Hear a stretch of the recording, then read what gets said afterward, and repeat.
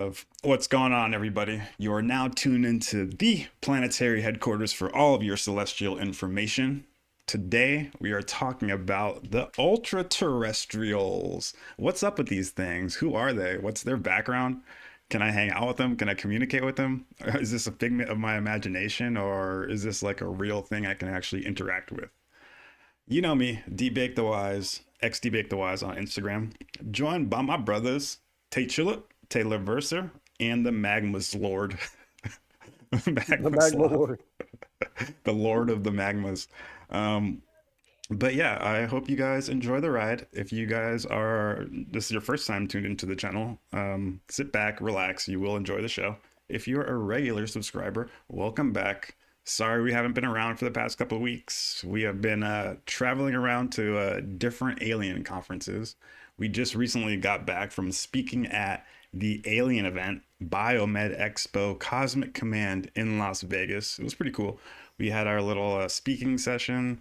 We recorded a lot of cool interviews with people like Brad Olson from Ancient Aliens, Dr. Shaw, the Mysteriologist. We got a lot of cool interviews coming at you soon. Shout out to the Wise Woman podcast. We actually just did an episode. We didn't do the interviewing for once. First time we were the Yeah, we interviewees, got or we got interviewed. interviewed. Oh, geez, you sound way louder now. Let's see here. One second. One Oops. second. What? No, it's cool. Yeah. For the first time we got interviewed, that was really cool. So go check it out on the Wise Woman something. The link will be in the description. We'll put the link in the chat. But yeah, I don't know. For some reason you sounded a little bit louder. I don't know if it was on my end or not, but could have been Me to speak again. Mic check. Let's get those levels, baby. So yeah, Yeah, you're cool now. I'm gonna grab that link for y'all right now, and y'all can check it out. Yeah, it was a good episode. That's what's up. Here, keep it going right now. Someone just rang my doorbell. 1 second. Okay. So yeah, the Wise Women podcast is led by Kathleen Francis, and let's see, she was really curious about our project. You know, it was a UFO conference. I think she had a booth talking about some different alternative health concepts and technology. So we got to hang out. We did karaoke, and we were hanging out. And Kathleen was like, "Hey, my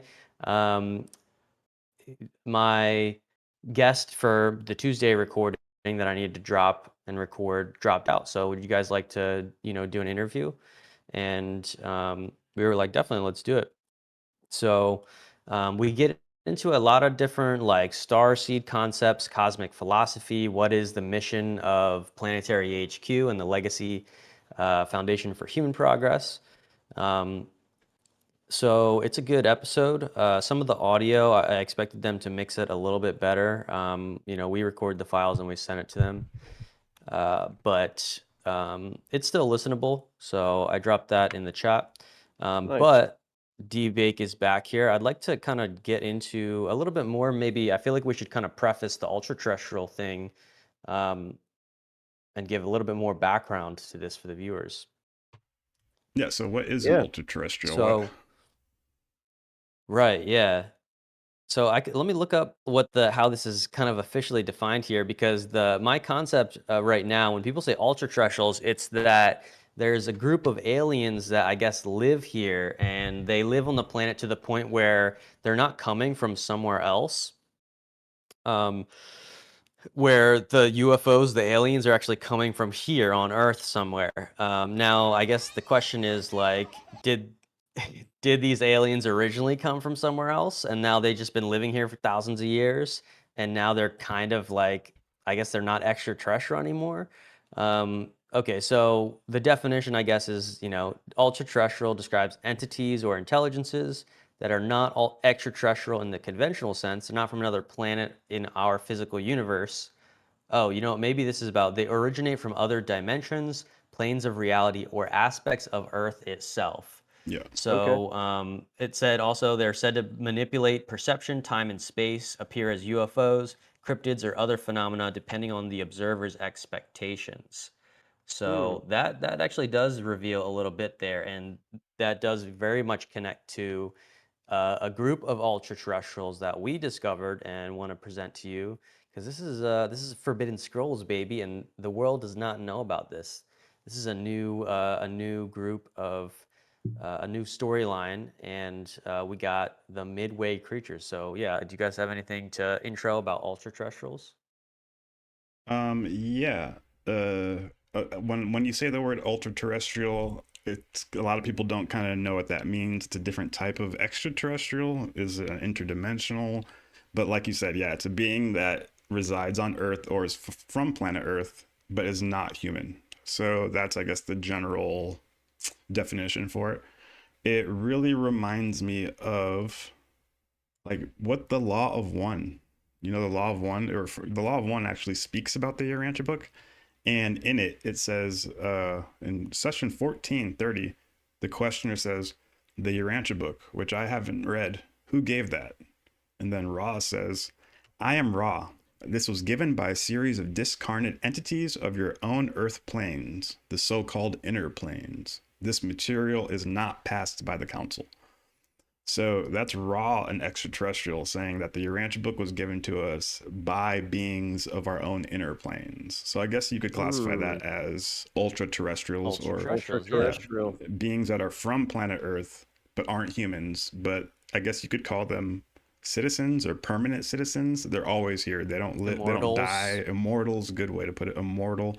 So we, through all of our rigorous research, our Forbidden Scrolls, compilations, we try to pick and choose from whatever that resonates with us.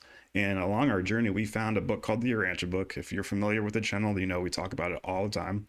And it talks about, gives the clearest conception on what these ultra dimensionals or ultra terrestrials, are. It talks about how they were created, how they are literally beings like us, but they're invisible and they don't die. They're immortal. So they've been alive on planet for damn near 250,000 years. So we're going to get into the background story of it. If you've ever seen The Adjustment Bureau, that's a great movie. Go check it out. I think that's a good depiction on what these guys do behind the scenes. If the Immortals, that's a kind of a cool depiction of it from the Marvel universe. But let's jump into it, I guess, from the Urantia book. Paper 77, the Midway creatures. You guys got anything to say before we jump in? Yeah, this concept of ultra-terrestrials is pretty interesting, and there are plenty of parallels in other human belief systems. It kind of makes me think of the Ascended Masters or the Mahatmas from Theosophy. Helena Blavatsky claimed to have met these invisible, apparently ultra-terrestrial beings. I think she believed they were ascended human beings that had mastered their spirituality. But we could debate maybe she was in contact with Midway creatures, since Midway creatures were pretty much invisible humanoid beings that have been present for all of human history. Um, Another book, The Seth Material. Uh, this lady Roberts claimed to have channeled a being named Seth that was an invisible being here on Earth, present for a lot of human history. That could have been a Midway creature if that book is valid. Um, and that quote from the Law of One is interesting because it says the Urantia papers were not passed by the council. I interpret that to mean it was not given by that. Oh, D-Bake, you're not muted. um, I take that quote from the Law of One to mean that the Urantia papers were not passed, as in they weren't given by the council. That the Law of One beings, um, Ra, uh, they composed that council. The Urantia papers weren't given by them, so it's interesting because if that's real, it seems to imply there are many different orders of celestial beings beyond Earth, different councils, different groups, and all that. But we have our own group, the Midway creatures that live right here on Earth, just outside of our range of vision. And that could be uh, a good explanation for a lot of accounts of invisible beings or demons, even the jinn in the Middle Eastern philosophies. So yeah, we're gonna jump right into it. Yeah, the jinn, even in Christianity, demons, Beelzebub, all the different types of spirit possessions. That's the negative side of it. But the paper will reveal more than us just riff-raffing. So unless you got any last words, we're gonna put it put in the casket. Let's do it. Let's do All it. right. So this text calls it the Midway creatures from paper 77. Most of the inhabited worlds of Nebadon harbor one or more groups of unique beings existing on a life functioning level about midway between those of the mortals of the realms and the angelic orders. My audio cutting out? Yeah, still doing it.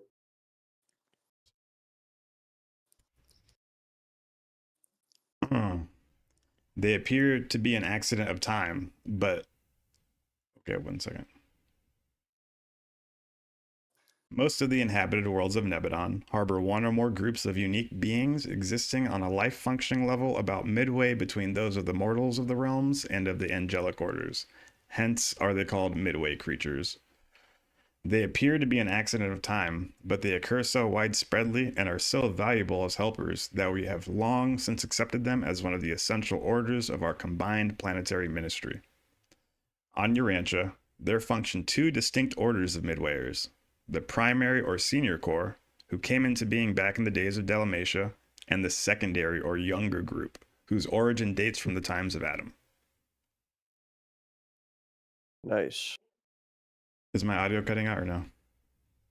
It It did cut out a few times there. it was, yeah, periodically cutting out. It would cut out a Mhm. word here and there. I can pick up this next one Yeah, if you do want that. to Yeah. sort that out. 1. The primary midwayers. Primary midwayers have their genesis in a unique interassociation of the material and the spiritual on Urantia. We know of the existence of similar creatures on other worlds and in other systems, but they originated by dissimilar techniques. It is well always to bear in mind that the successive bestowals of the sons of God on an evolving planet produce marked changes in the spiritual economy of the realm and sometimes so modify the workings of the interassociation of spiritual and material agencies on a planet as to create situations indeed difficult of understanding. The status of the 100 corporeal members of Prince Caligastia's staff illustrates just such a technique, um, just such a unique interassociation. As ascendant Morantia citizens of Jerusalem, they were supermaterial creatures without reproductive prerogatives. As descendant planetary ministers on Urantia, they were material sex creatures capable of procreating material offspring, as some of them later did. What we cannot satisfactorily explain is how these 100 could function in the parental role on a supermaterial level, but that is exactly what happened. A supermaterial, non sexual, liaison of a male and a female member of the corporeal staff resulted in the appearance of the firstborn of the primary midwayers. It was Mm. immediately discovered that a creature of this order, midway between the mortal and angelic levels, would be of great service in carrying on the affairs of the prince's headquarters, and each couple of the corporeal staff was accordingly granted permission to produce a similar being. This effort resulted in the first group of 50 midway creatures. After a year of Let's observing the pause. Let's work, pause for a second right there. Hmm. There's a lot to explain there. So I guess it's talking about 100 corporeal members of the prince's staff landing on planet Earth. We talk about this on other videos. Every time you hear Prince Caligastia and his staff, think of the Anunnaki story in the Sumerian legends and the Sumerian myths. When the Anunnaki landed and then they, mated with men and they created the Nephilim. That's a different story. But just so that if you're new to the channel, if you haven't seen those videos already, you might be like, what are you talking about? This says 100 corporeal members of Prince Caligastia's staff. That's the Anunnaki. They landed and they apparently, it says that they had a non-sexual liaison. So a super material liaison. I don't know what that means. So I don't know if they were put in their, the PP in the hole, or if they were just like meditating next to each other really strongly. But apparently the Anunnaki came together and then out came, boop, an invisible ultra-terrestrial, which this book calls midwayers. So we're just matching terminology here for the people so they understand when we're reading what they're actually hearing. So yeah, every time we go over some deep stuff like that, let's take a pause and explain what the hell's going on. okay. Yeah, and I could kind of chime in here and explain quick. An interesting thing about, what it says here: as ascendant Maranja citizens of Jerusalem, they were super material creatures without reproductive prerogatives. So This is interesting because it's like, yes, the Anunnaki were aliens, but there's even more to their background story. The context here is that Jerusalem is actually a place that we're going to go in the afterlife. After our physical body dies and we're resurrected on by the angels in the next sort of spiritual planets. We get to go up through the different system capitals, and Jerusalem is one of those capitals that we're told a lot of details about. And so these were actually like ascendant citizens. They were aliens who had lived on other planets, had died, were resurrected as souls on the spiritual planet, and they actually volunteered to do a special mission to go back to a material planet with avatar bodies. And that's what this Anunnaki, that's what the prince's staff, the staff of Anu, was. And so those beings, having that full kind of experience of mortal afterlife, and now they're sort of a super mortal landed on Earth. They had, some special abilities, and their bodies were actually designed and genetically engineered to exist specially for Earth. Exactly. Yeah, I see Magma got some stuff in the barrel in the chamber ready to fire off. I'm excited to hear it. But yeah, that's a great point. That when we die, we go to a special place in the universe. It's an actual location in space. They call it Jerusalem. Every alien from all the other planets, when they die, they go to the same planet. So you could be an Anunnaki mission in the future. After you die, if you're good enough and you are gain your prerequisite trials and go through the correct tests, you could become an Anunnaki on another planet in the future. So get excited. Yeah. Magma, what the hell you got? Let's see. I see a fucking All right. tornado. So this is a scene from the obscure animated film in the 70s, Fantastic Planet. And there's a meditation scene here, which I think is a good depiction of what a non-sexual liaison might look like. Okay. I dig it. Well, I don't know. You got tentacles already, like 5 seconds in. Is this that, what do they call it? Hentai? This doesn't look good. No, this doesn't look good. Yo, this looks wacky. You look like a little kid in Those there. outfits too. So they are What are you attuning their showing bodies me? to each other. They're tuning, huh? Yep, Is they're this entering is this like illegal porn on some other planet? You could probably say that. See, why is that there? It'll That be scene cool. gets That's me. weird. Yeah, that's The weird. little humans are prisoners to these aliens. They've been kept as pets. I mean, that's a child. We're gonna get fucking banned for this.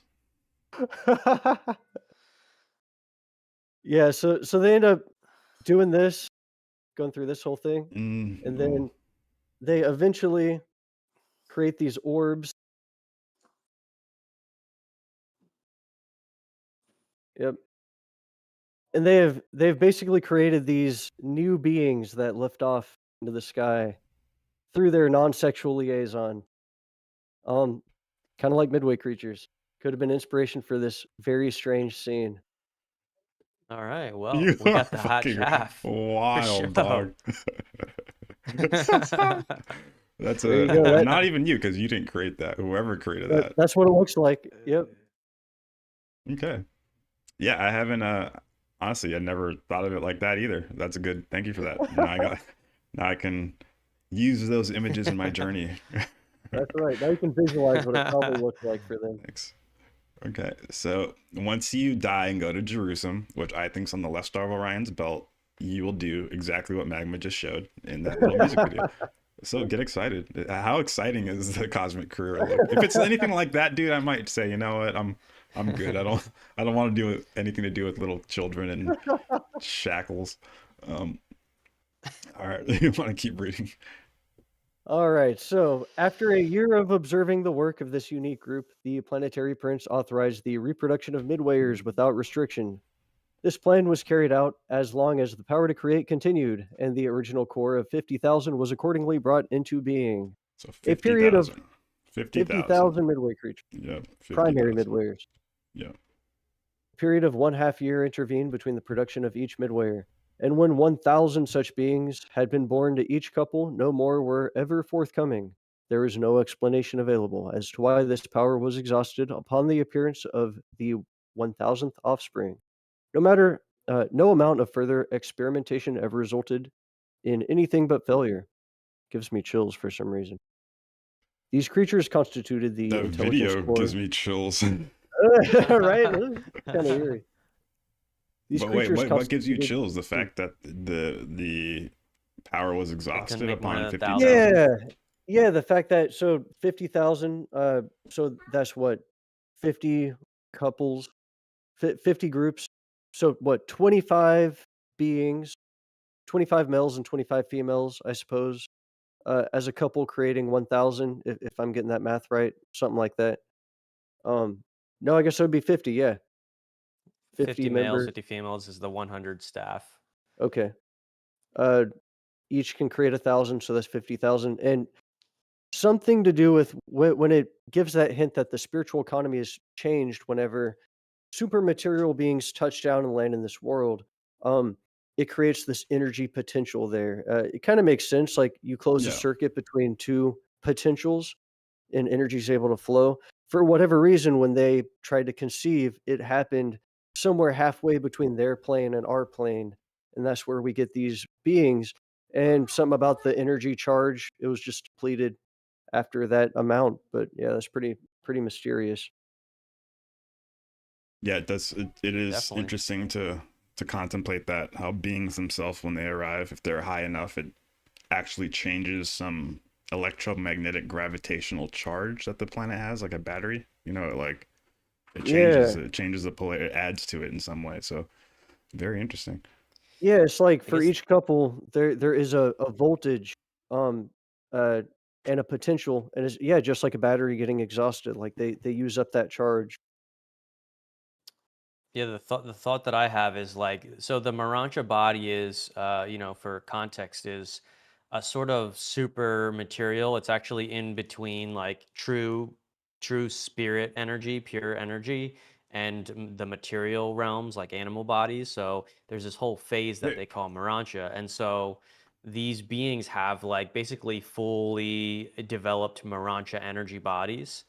And I imagine that I guess there's some type of Morantia capacity for material, or a combination of two Morantia energies with intelligent consciousness can actually, like, maybe some of that Morantia body that they have like sort of combines together Hmm. and creates its own thing, but it actually comes from them.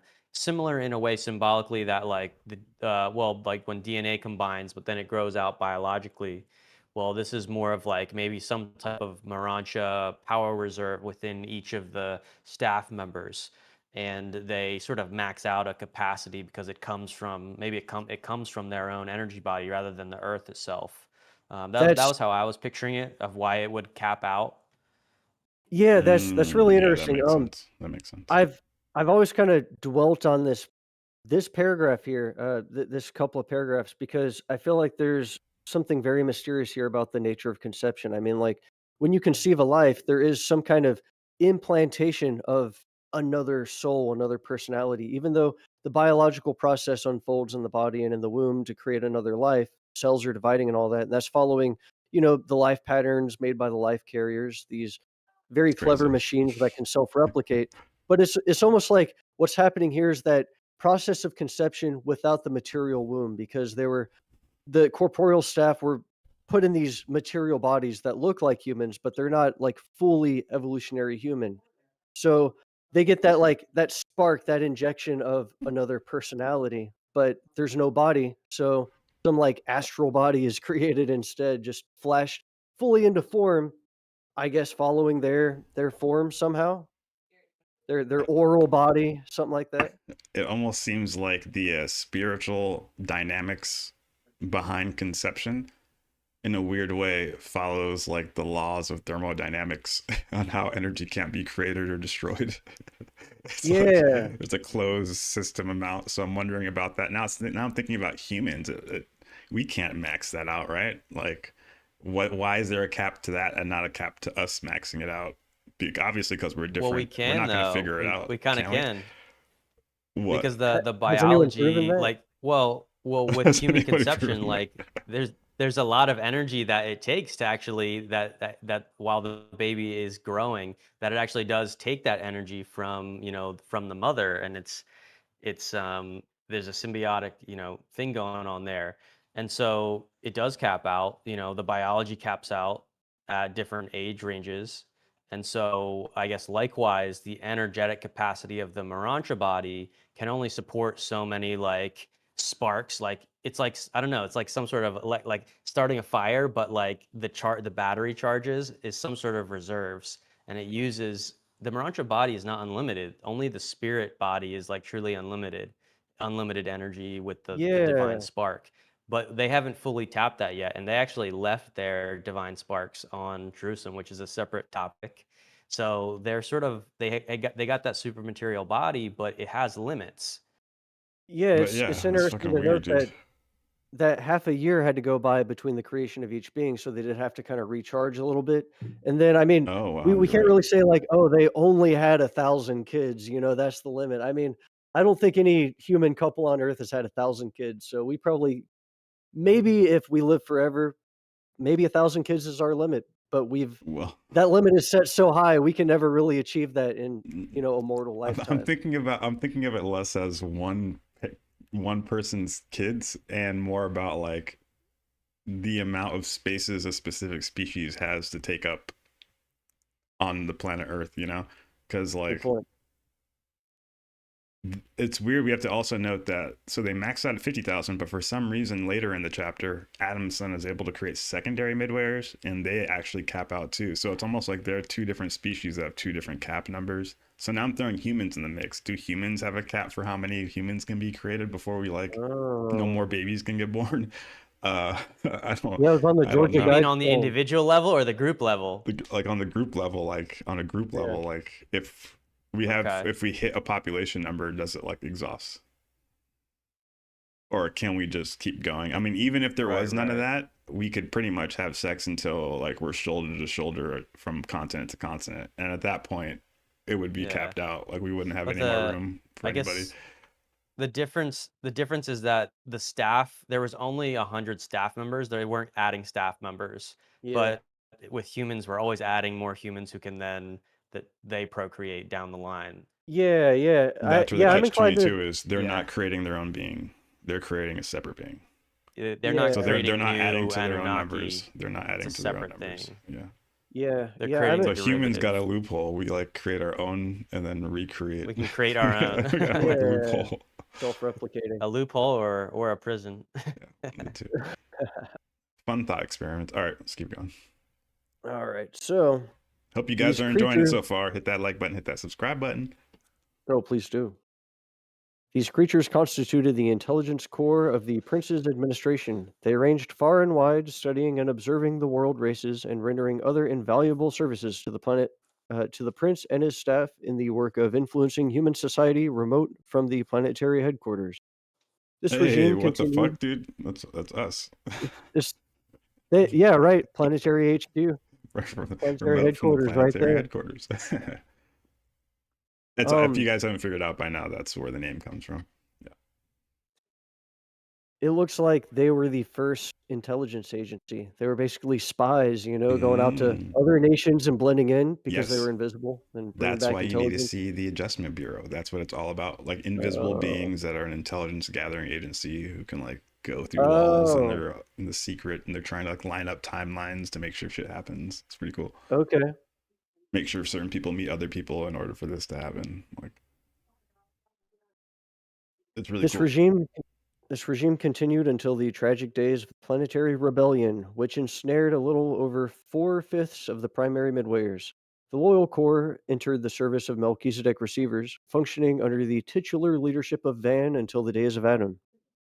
So yeah, final thoughts on that. I'm inclined to say no, there's no cap on humanity. I think we can No, keep I don't either. populating out I don't out, think out so. into the stars, Star Yeah. Trek style. Um, I think the only cap here is that whenever there's a Resources. what do you call it? Not a revelation, but whenever there's like an incarnation of higher beings from a higher domain of reality, and they touch Like a down here. bestowal. Yeah, yeah, bestowal. Another That's the word I'm looking dispensation. for. Yeah, something like that. There's a cap on like each couple, I suppose. But uh, I I would suppose, like, as human beings, maybe we have a cap like that. Like, we can only create 1,000 kids if we were able to. I don't think we can approach that. But Yeah, that'd be there crazy. probably is a Ask limitation Genghis on Khan. how. Yeah, right.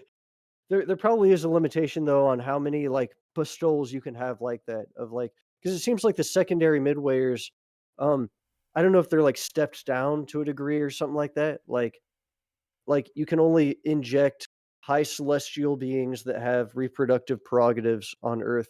I mean, they couldn't even reproduce though. I guess the Adamites could. And then like the first generation of the Adamites kind of had some of the special powers, like the psychic nature and the longer lifespans, and then it like quickly diminished after the first That's a few good question. The generations. Nodites could the staff could reproduce. So why did they reproduce with each Oh other? yeah.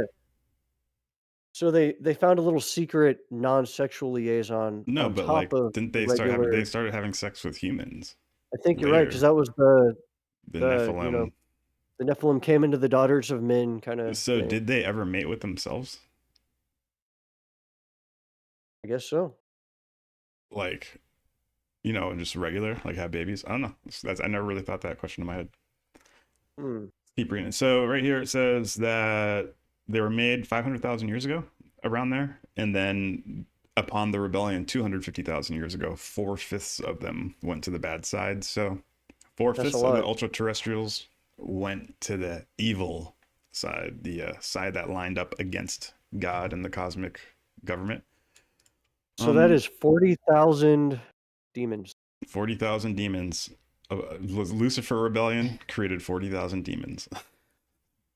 They were running rampant on I guess Earth, dude. It must have you been could kind of word wild it that back way. then, dog. It must Yeah. have been crazy. Just fucking, you wake up in the middle of the night and shit's just like shaking and shit, trying to Cupboards scare flying you, open. not letting you sleep. Yeah. Yeah. I'm sure like battles were crazy, like the good guys versus the Ooh. bad guys. Like they knew that it would be hard to make battle moves because or you'd have to set your good midwayers as sentinels against the rebel midwayers and be like, if Wow. you see rebel midwayers, report back to me and let me know.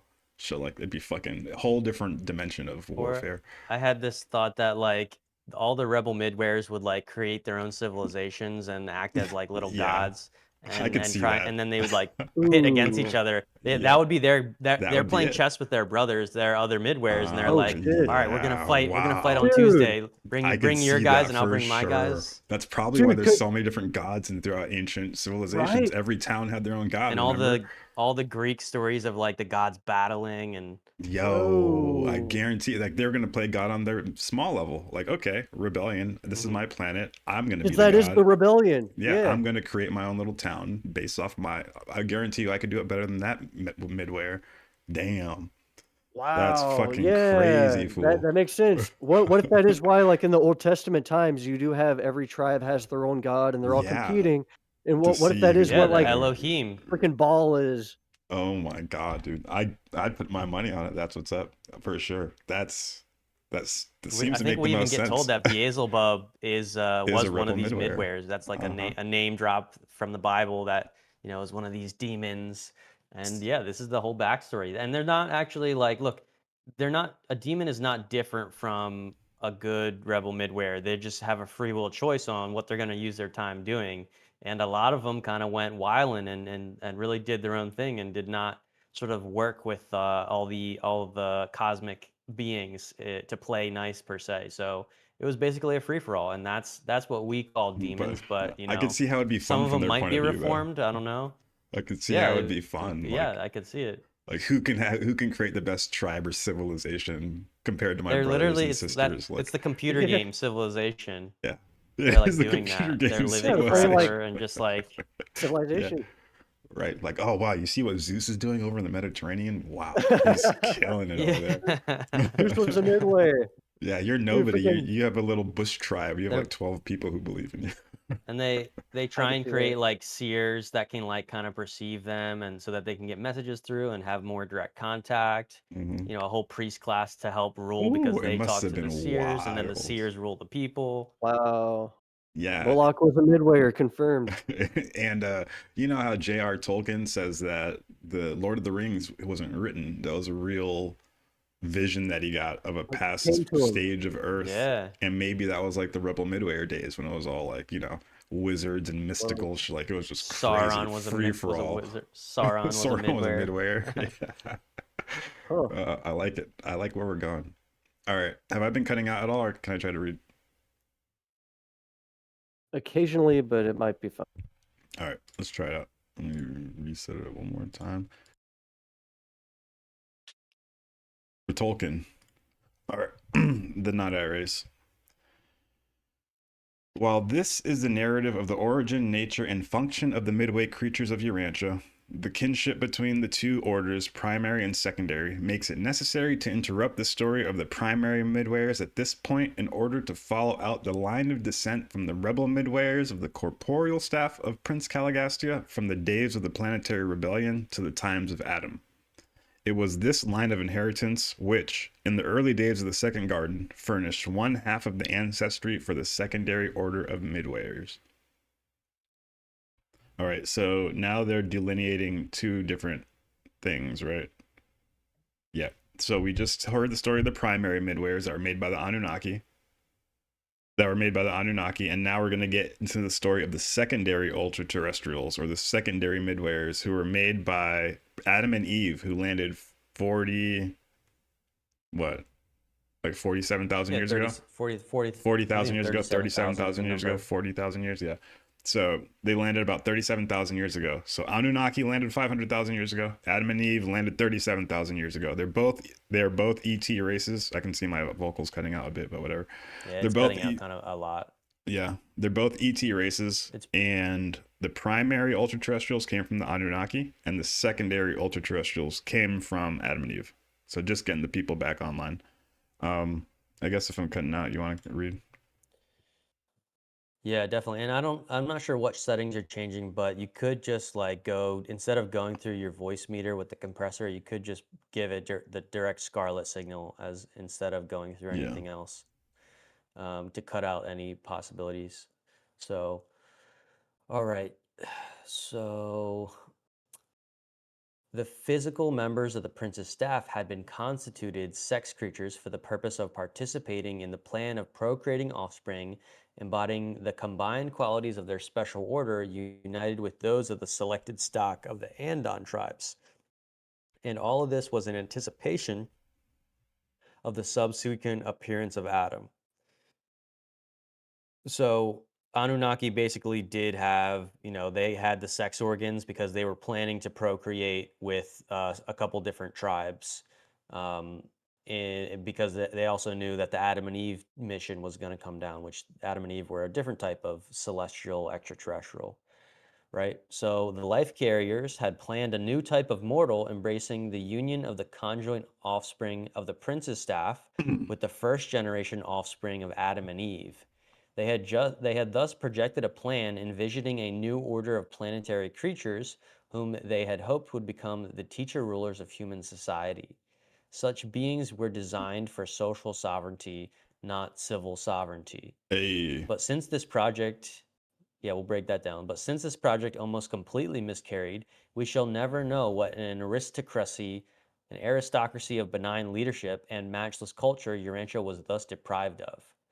For when the corporeal staff later reproduced, it was subsequent to the rebellion and after they had been deprived of their connection with the life currents of the system.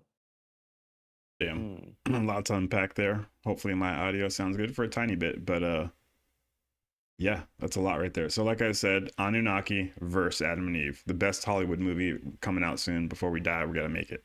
Anunnaki versus Adam and Eve. Remember, the Lucifer Rebellion 250,000 years ago threw a monkey wrench in the entire fucking thing. Adam and Eve were supposed to mate with the Anunnaki, at least the offspring were, and they were supposed to create a super race of beings, and they were supposed to be the teachers and leaders of human society, but that never happened because of the Lucifer Rebellion. So that's kind of where we're at right now. I like how it says these beings were designed for social sovereignty, not civil sovereignty. So you can imagine like a colony of like aristocrats, like Da Vinci like beings who are just good at everything, good at art, good at comedy, good at everything, just wise people. If you went to this little civilization, you'd be like, oh my God, is this Atlantis? And they would just be so good and so elegant and so well spoken and intelligent that you'd want to be their friends. You'd want to hang out with them. They'd get to the point where you would ask them, hey, can you help us with stuff? And they'd be like, okay, yeah, we could help you with stuff. But that's how they were socially sovereign, not civilly sovereign. So they weren't going around like bureaucrats, tyrannical, trying to tell everybody what to do with laws upon the land. They would draw people into them based off how vibrant their spirit was. They were socially sovereign. So I think people can learn from that. That's actually the approach that Planetary HQ takes in every situation. We just, be sociable. Don't be an asshole. Be cool. Don't go around trying to tell people what to do. That makes sense. Was I cutting out at all? Should I keep continue? reading? Let me try to read. Yeah. Yeah, go ahead. Go ahead and give it a shot. The post-rebellion era on Urantia witnessed many unusual happenings. A great civilization, the culture of Dalmatia, was going to pieces. The Nephilim, or Nodites, were on Earth in those days. There it is. So the Nephilim were the Nodites, the descendants of the Anunnaki. Literally when the Anunnaki mated with the humans, they created the Nodites. So the Nephilim, the Nodites, were on Earth in those days. And when these sons of God went into the daughters of men, they bore to them the children that were the mighty men of old, or the men of renown. While hardly sons of gods, the staff and their early descendants were so regarded by the evolutionary mortals of those distant days, even their stature came to be magnified by tradition. This, then, is the origin of the well-nigh universal folk tale of the gods who came down to earth, and there with the daughters of men begot an ancient race of heroes. And all this legend became further confused with the race mixtures of the later appearing Adamites in the second garden. So yeah, good little explanation there. Since the 100 corporeal members of the prince's staff carried germplasm of the andonic human strains, it would naturally be expected that, if they engaged in sexual reproduction, their progeny would altogether resemble the offspring of other andonite parents. But when the 60 rebels of the staff, the followers of Nod, actually engaged in sexual reproduction, their children proved to be far superior in almost every way to both andonite and Sangic peoples. This unexpected excellence characterized not only physical and intellectual qualities, but also spiritual capacities. So there it says right there, they did mate with each other. And it says because they were andonic, and the Urantia book says andonic means that they were like the Inuit or Eskimo type. The people who live in like the Arctic Circle. Those were the first people according to the Urantia book. And that's what the Anunnaki showed up looking like. And they thought that because that's what they look like and they would mate, they'd create more of those types, but instead they created freaking superhuman beings. Interesting. I'm cutting out a little bit or no? Yeah, still every now and then a word will get cut out. Yeah. It's not terrible though. Yeah, it's fine for now. Okay. These mutant traits appearing in the first Nodite generation resulted from certain changes which had been wrought in the configuration and in the chemical constituents of the inheritance factors of the andonic germplasm. These changes were caused by the presence in the bodies of the staff members of the powerful life maintenance circuits of the Satania system. These life circuits cause the chromosomes of the specialized Urantia pattern to reorganize more after the patterns of the standardized Satania specialization of the ordained Nebadon life manifestation. The technique of this germplasm metamorphosis by the action of the system life currents is not unlike those procedures whereby Urantia scientists modify the germplasm of plants and animals by the use of X-rays. Huh. That's pretty gnarly. I love that paragraph.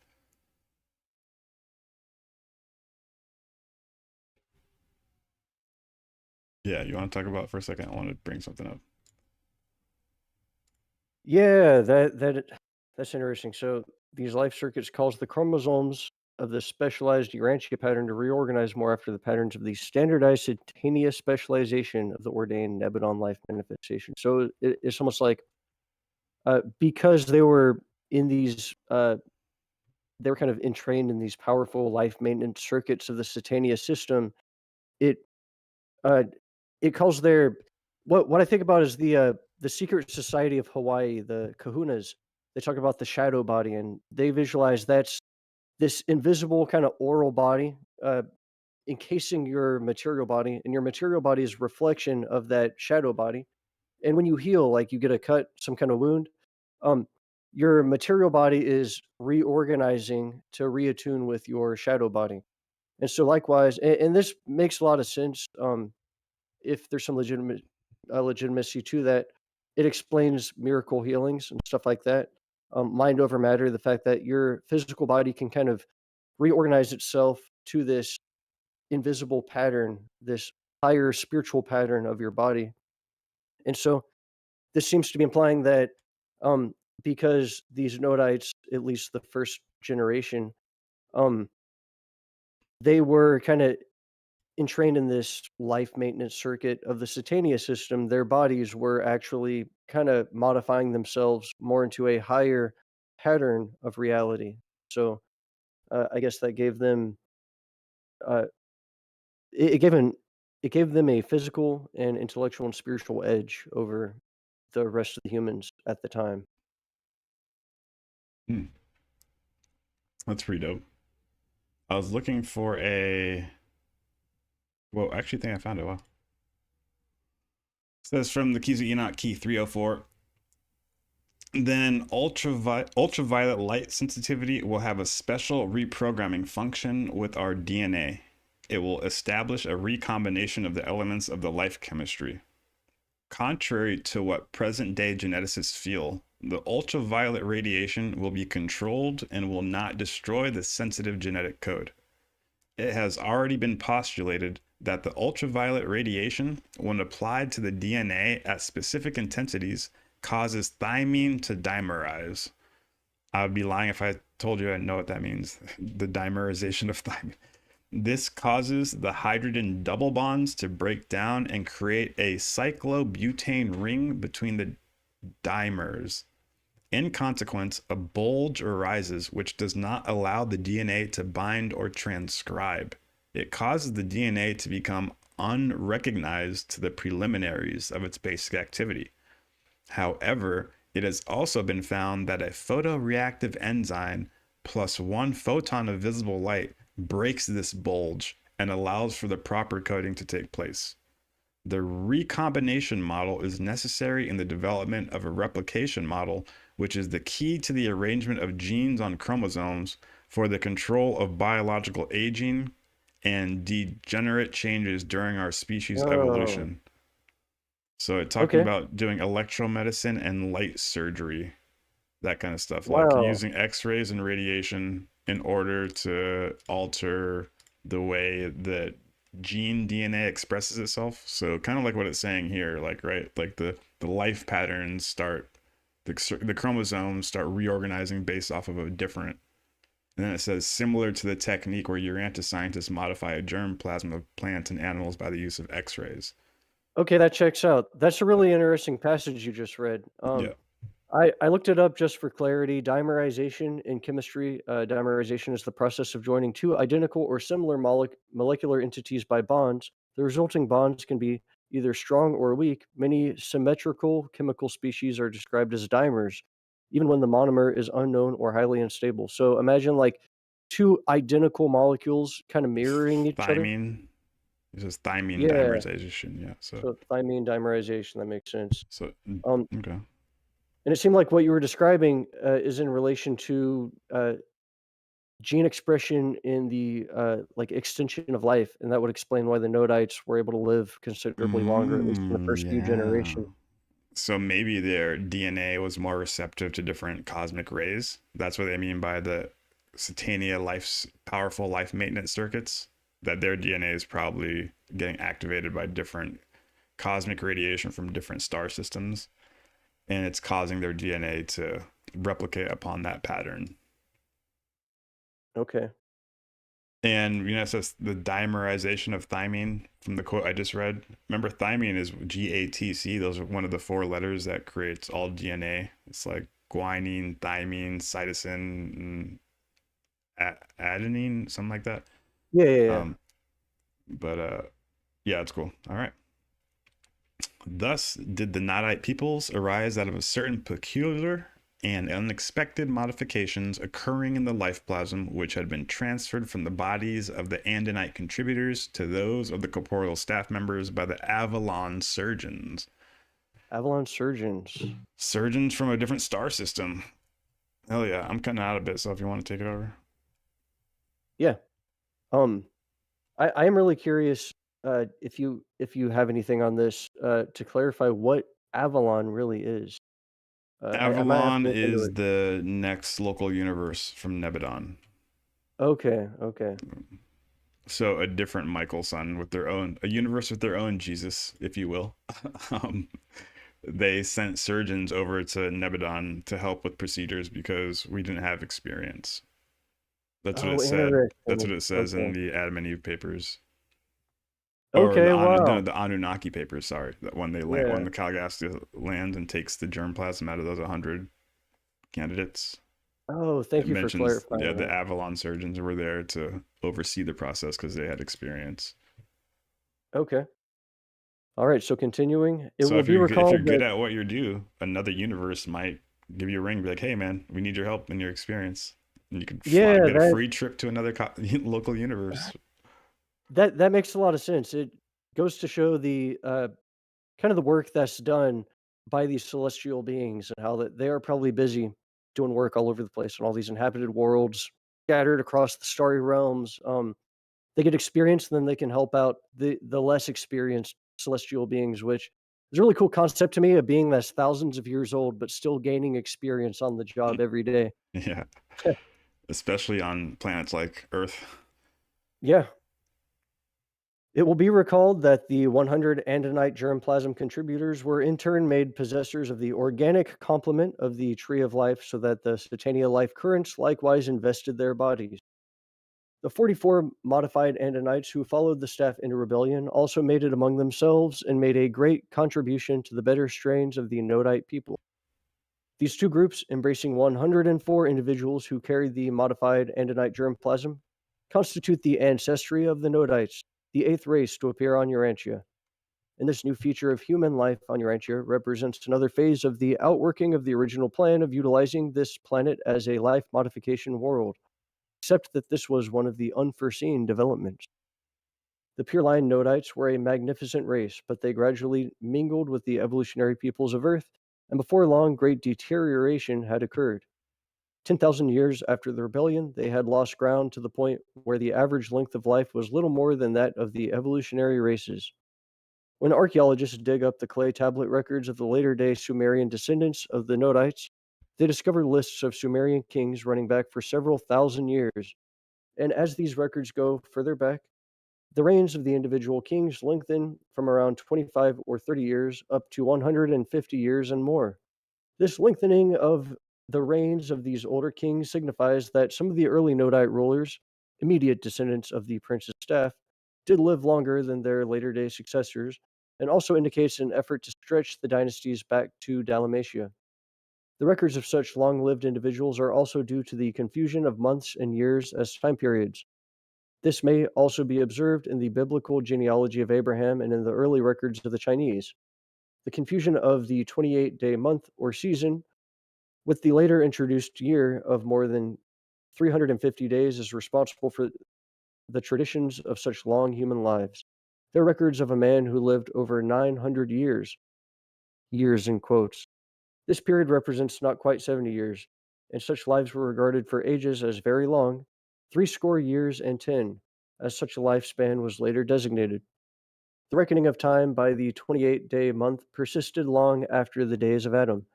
But when the Egyptians undertook to reform the calendar about 7,000 years ago, they did it with great accuracy, introducing the year of 365 days. So I think it would Mhm. be pertinent for us to pull up a picture of the Sumerians King list. King's List, yeah, that's pretty cool. When I first read this, it was like, wow, revelation. That's why they lived so long. They were confusing months with years, first of all. So these guys weren't living for 500 years. It was like whatever that is in months.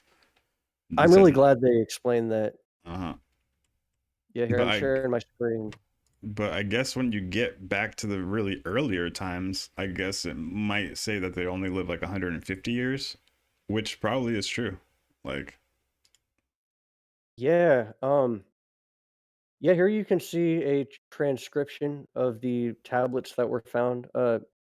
I believe this is actually a look at that, four-sided dude. column. Yeah. Yeah, it's really cool. It's got these markings on it, and what's interesting is in the blank areas where the sandstone was chiseled away, they were able to actually kind of roughly fill it in. I guess they weren't really able to translate that, but I think it's cool how they kind of made an effort here in the transcription. But a little brief description of this on Wikipedia.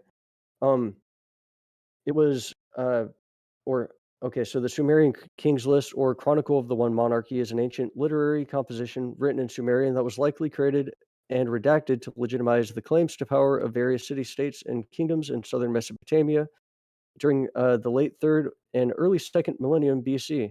And so, yeah, it goes on providing a lot of information. But if you scroll down on this page, I believe it actually does show, yeah, the different rulers like Alulim, Alangnar, but it shows like how long, like length of reign, 8 stars or 28,800 years, 10 What stars, is 36,000 years. And so it shows like how long each of these rulers reigned, like But in what would that men. be in months? So is that 21,000 months? I think so. I think that's what the Urantia book is saying. The confusion is like the Nodites never lived that long, like How many 21,000 months years. is that? How would you do that? 21,000 $5 divided 5 by or 12, is that what it'd be? right? 21,000 wait, 21,000 divided by 12 Or 30? would be 1,750 years, maybe, if we're doing that right. I'm still not sure if we're doing that right, but No. I love how the Urantia book does offer an explanation for that, like, because you can see the further back you go, they live for like 1,200 years, 960 years, and then you start to get caught up to speed, and it's like they reign for 30 years, 15 years, 9 years, 36 years, 6 years. So yeah, it's as you go back in time, their lifespans stretch. And the Urantia book kind of says it's a little bit of both. Like their lifespans did stretch, but not that much. Yeah. It was also a calculation error. So it's cool. It takes it all into account.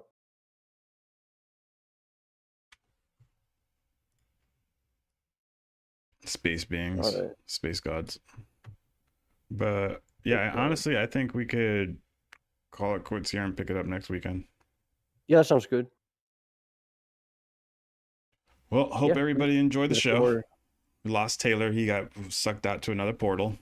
We got a good video coming out pretty soon about Bob Lazar and containers. So just keep a lookout for that. If you like the show so far and you are not a subscriber, hit that subscribe button. And for everybody else, have a great Sunday. You got anything else for him, Magma? No, I'll just say stay tuned. We'll break this down in a few more episodes. Very interesting stuff. It definitely does fill in the blanks. It's one of the reasons we obsess over this book, because a lot of what it says does manage to tie in with all mythologies and ancient human belief systems. It's just all kind of woven together. It makes a lot of sense. It really stimulates the imagination. Whether you treat it as fact or fiction, definitely expands your mind, and it gives you a great appreciation for history and the future. And the future. All right. See you later.